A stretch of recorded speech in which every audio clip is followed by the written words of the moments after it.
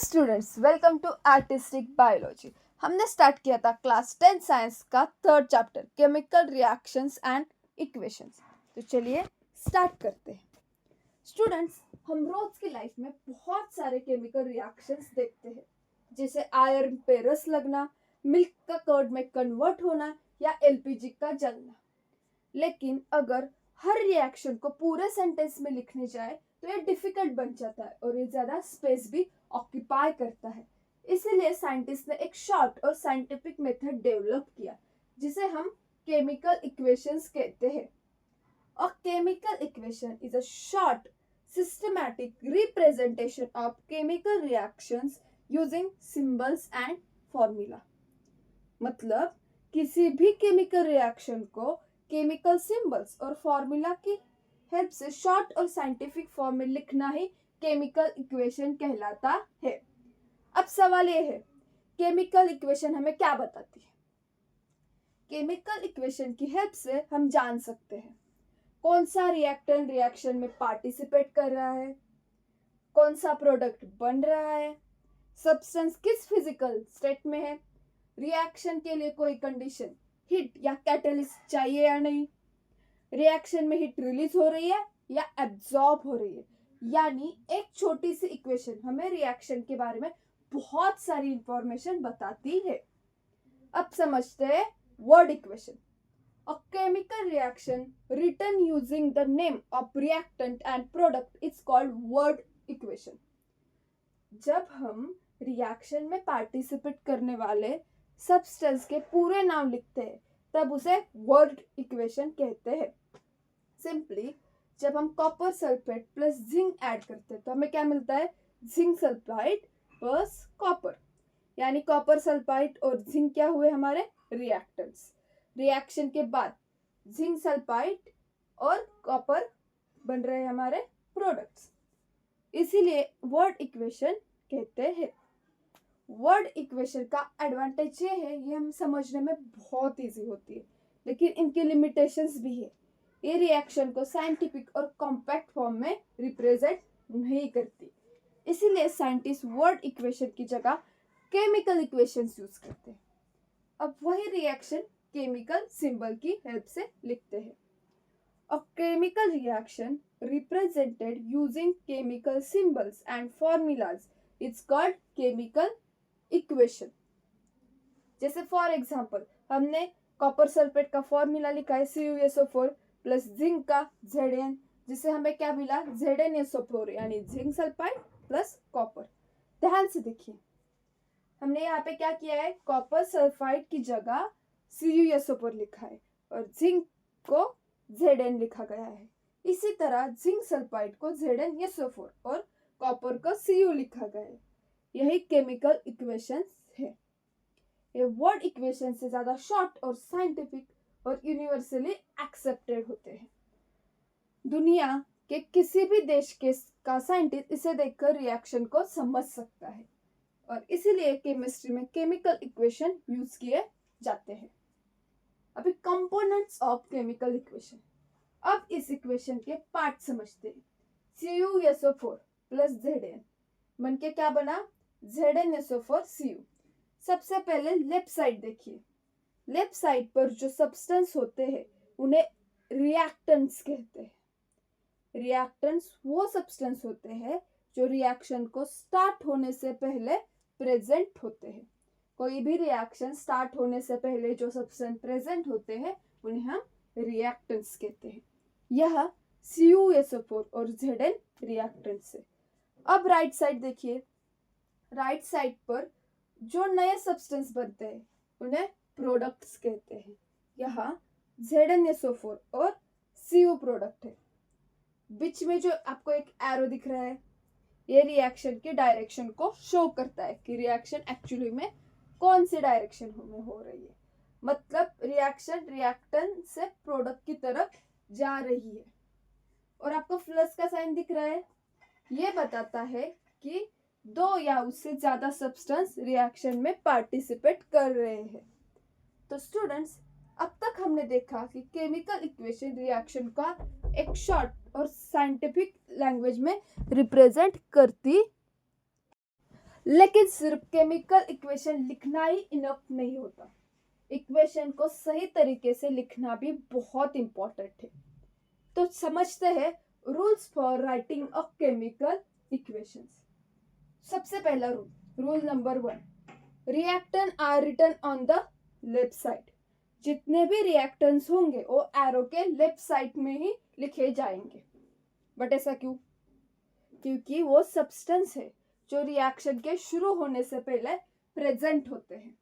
Rule number 2, products are written on the right side. Reaction के बाद जो नए सब्सटेंस बनते हैं उन्हें एरो के राइट साइड में लिखा जाता है। ये रिएक्शन के रिजल्ट को शो करता है। Rule number 3, arrow indicates the direction of reactions. Arrow हमेशा रिएक्टेंट से प्रोडक्ट की तरफ पॉइंट करता है, मतलब रिएक्शन किस डायरेक्शन में प्रोसीड कर रही है वो हमें एरो बताता है। और rule number 4, plus sign join multiple substance. अगर एक से ज्यादा रिएक्टेंट या प्रोडक्ट हुए तो उनके बीच प्लस साइन लगाया जाता है। जैसे A plus B is equal to A plus B is directed by C plus D. यहाँ A और B दोनों रिएक्टेंट है और C और D दोनों प्रोडक्ट है।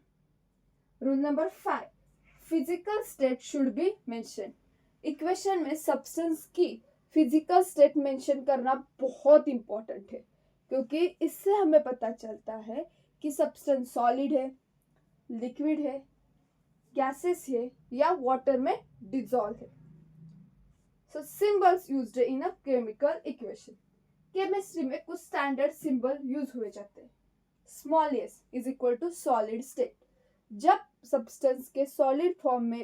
सब्सटेंस सॉलिड फॉर्म में हो तो for example Zn in bracket S यानी जिंक सॉलिड स्टेट में है। Liquid state we are using L। जब सब्सटेंस लिक्विड फॉर्म में हो तो हम उसे कैसे लिखेंगे? For example H2O in bracket L यानी वाटर लिक्विड स्टेट में है। Small g for gaseous state. जब सब्सटेंस गैस फॉर्म में हो तो फॉर एग्जाम्पल उसे हम कैसे लिखेंगे? O2 in bracket small g यानी ऑक्सीजन गैस स्टेट में है। अभी यहाँ पे आपको इन ब्रैकेट AQ मतलब क्या होता है? यह होता है एक्वियस स्टेट। एक्वियस का मतलब है सब्सटेंस वाटर में डिसॉल्व है। For example CuSO4 in bracket AQ यानी कॉपर सल्फेट वाटर में डिसॉल्व है। ठीक है, समझ में आया? अब तक हमने केमिकल इक्वेशन लिखना और उसके सिंबल समझ लिए हैं, लेकिन एक बहुत इंपॉर्टेंट क्वेश्चन आता है, क्या हर केमिकल इक्वेशन साइंटिफिकली करेक्ट होती है? नहीं। इसलिए हम समझेंगे इंफॉर्मेटिव केमिकल इक्वेशन और balancing of chemical equation. Screen पर जो इक्वेशन दिख रहे हैं, CuSO4 aqueous plus Zn solid is converted into ZnSO4 aqueous plus Cu। ये सिर्फ रिएक्टेंट और प्रोडक्ट नहीं बताती, ये बताती है CuSO4 aqueous फॉर्म में है इसलिए AQ लिखा गया है, Zn सॉलिड फॉर्म में है इसलिए यहाँ पे यस लिखा गया है। अगर हीट या कैटलिस्ट दिया जाए तो एरो के ऊपर लिखा जाता है। दिख रहा है आपको? यहाँ पे हिट का साइन ट्रायंगल और यहाँ पे कैटलिस्ट दिया है। प्रोडक्ट की फिजिकल स्टेट भी मेंशन की जाती है, इसलिए इसे इंफॉर्मेटिव केमिकल इक्वेशन कहते हैं। ये इंफॉर्मेशन दे रहा है इसलिए हम क्या बोलेंगे? इसे इंफॉर्मेटिव केमिकल इक्वेशन। यानी एक ही इक्वेशन में हमें रिएक्शन के बारे में बहुत सारी इंफॉर्मेशन मिल जाती है। अब बैलेंस और अनबैलेंस केमिकल इक्वेशन। ठीक है, सबसे पहले देखेंगे NaOH plus H2SO4 is equal to Na2SO4 plus H2O। अगर हम दोनों साइड के एटम्स काउंट करें तो लेफ्ट साइड में सोडियम एक एटम है, राइट साइड में सोडियम के 2 एटम हैं, तो एटम इक्वल नहीं है। इसी इक्वेशन को हम कहते हैं अनबैलेंस केमिकल इक्वेशन। अब chemical equation in which the number of atom of one और more element in different on the two side of equation it's called unbalance chemical equation. Simply यानी रिएक्टेंट और product side पर atom की जो number है वो equal नहीं है। अब इस इक्वेशन को बैलेंस करते हैं। यहाँ पे आपको दिख रहा है दूसरा 2NaOH प्लस 2 प्लस H2SO4 मिला के क्या बना Na2SO4 प्लस 2H2 हो। अब काउंट करो, सोडियम के लेफ्ट में 2 एटम्स है, राइट में 2। हाइड्रोजन राइट लेफ्ट में 4 है, राइट में 4 है। ऑक्सीजन लेफ्ट में 6 है, राइट में 6 है। सल्फर लेफ्ट में 1 है और राइट में 1 है। सब इक्वल है तो ए बैलेंस केमिकल इक्वेशन हुआ। अ chemical equation in which the number of atoms of every element is equal and both side it's called balance chemical equation। यहाँ एक बहुत इंपॉर्टेंट बात समझनी है। इक्वेशन बैलेंस करते वक्त हम फॉर्मूला चेंज नहीं करते, हम सिर्फ कोएफिशिएंट चेंज करते हैं। अगर H2O को H3O या NaOH को Na2OH बना दिया तो कंपाउंड ही चेंज हो जाएगा। इसलिए बैलेंसिंग में फॉर्मूला सेम ही रहती है, सिर्फ उसके आगे नंबर लगाया जाता है। अब सवाल आता है केमिकल इक्वेशन को बैलेंस करना जरूरी क्यों है? रीजन है law of conservation of mass. Mass can neither be created nor be destroyed during a chemical reaction. Simply यानी केमिकल रिएक्शन के दौरान ना ही कोई नया मास क्रिएट होता है और ना ही एग्जिस्टिंग मास डिस्ट्रॉय होता है। एटम सिर्फ रीअरेंज होते हैं। मान लो LEGO ब्लॉक से तुम्हें एक घर बनाना है, बाद में उसी घर को तोड़कर कार बना दी। शेप चेंज हुआ, अरेंजमेंट चेंज हुई, लेकिन ब्लॉक्स उतने ही रहे।